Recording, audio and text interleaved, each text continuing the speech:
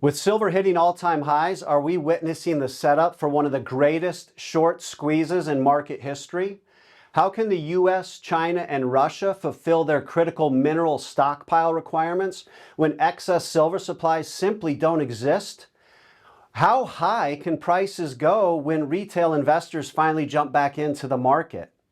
I'm Joe Elkier. This is Tim Murphy. This is the Gold Spot.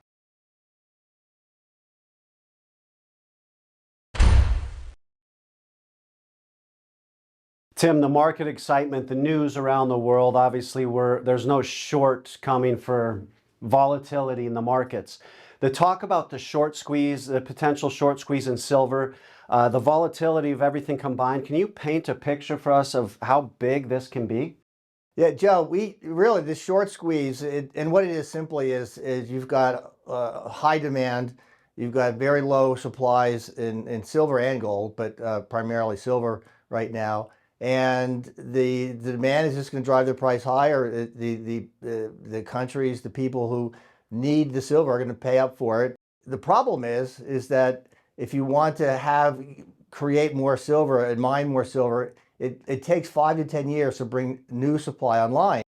Tim, you mentioned the supply side from the mining of metals it'll take 5 to 10 years before those come online. How does that add to the exchange default risk, and how, that makes it a real threat, I imagine? That's one of the reasons, and main reasons, why the supplies have been sucked out. At the same time, there's something called a lease rate. And if you don't have the silver and someone who has bought the silver is taking delivery of it, the lease rate, which typically is around 1%, is charged, and life goes on. But now we've got the supplies are so low that this lease rate actually spiked to 39%. I mean, it's unheard of. It's never happened before, not even close. So that's when silver broke through $50 to the upside, and that was the beginning of the excitement then last month. That lease rate spiking that drastically sounds like a market-breaking type thing. And people, the public, they don't get it. They don't hear about this stuff because the media and the governments, they don't want the public to know, at least the U.S. government for sure. In true government fashion, in being late to the party, this critical mineral designation seems to kind of come a little bit late because the picture we're seeing of how dramatic this problem is going to be, how exactly does that impact going forward? Last month, the U.S. Declared that they were going to actually declare silver as a critical mineral. And that's something that China and Russia have already done. So now you've got the U.S. and China and Russia all wanting this silver, and it's just not there to be had. Another big adage to the potential of this short squeeze is the fact that the general public has not been in the market. We've seen these big price movements because of central bank buying. As soon as we get the trigger that brings the general public back into the market, that's going to just add to the explosiveness of this short squeeze. Hey, Joe, you're absolutely right. And there's a report that comes out every week. It's the Commitment of Traders report. It actually shows on paper, in black and white, it shows the interest in gold and silver as actually declining. Normally, when the market is going up, people are excited, they buy, they add to the report, they add to the number, and it goes up. But in this case, for silver and gold, it's actually going down. So what you have is you have the shorts who are scrambling and panicking, and they're covering their shorts and they're buying back. And you have the public, which normally would be jumping on board, they're not. So they're not buying, they're not adding to the open interest number. So when the public jumps in, how high is this going to really go? The sky's the limit.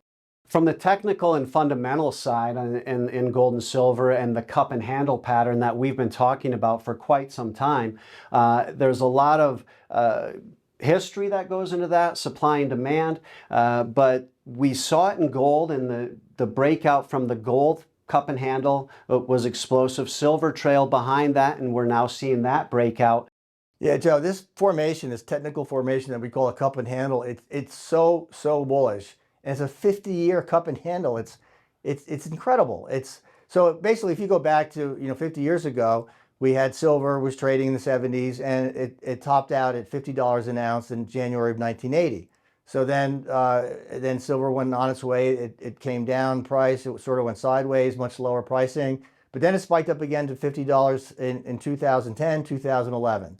So now we have this big double top at $50 an ounce. And then we went sideways and lower for the next 15 years and leading up to now. And this created a handle of sorts. So what you have is silver has been trading in a range for 50 years between just above zero and up to $50. So in the breakout, it's real easy to measure. You simply just take the $50 that we've been trading in the range for 50 years and just add that to the breakout. So it breaks out about $50 an ounce. You add $50 to that. We should be looking at $100 an ounce. You've got to take all this into account. And right now we're at $58 an ounce roughly for silver. It's just above $50. It's going to start to pull away, and it's going to get harder and harder to buy and more expensive to buy. So do your due diligence and just research this and think about it. If you've been following us for a while, watching the gold spot, we've been talking about this for quite some time. We've seen this coming. Click on the link below, request information, give us a call. We're happy to help. We're happy to help guide you through this. It's never been more important time to be getting out of excess paper dollars and into physical precious metals. We're here to help. We'll see you next week. If you enjoyed today's Gold Spot, like or subscribe to both our YouTube and Rumble channels. Also, comment below if you have any questions or if you'd like to hear us talk about a specific topic in a future video.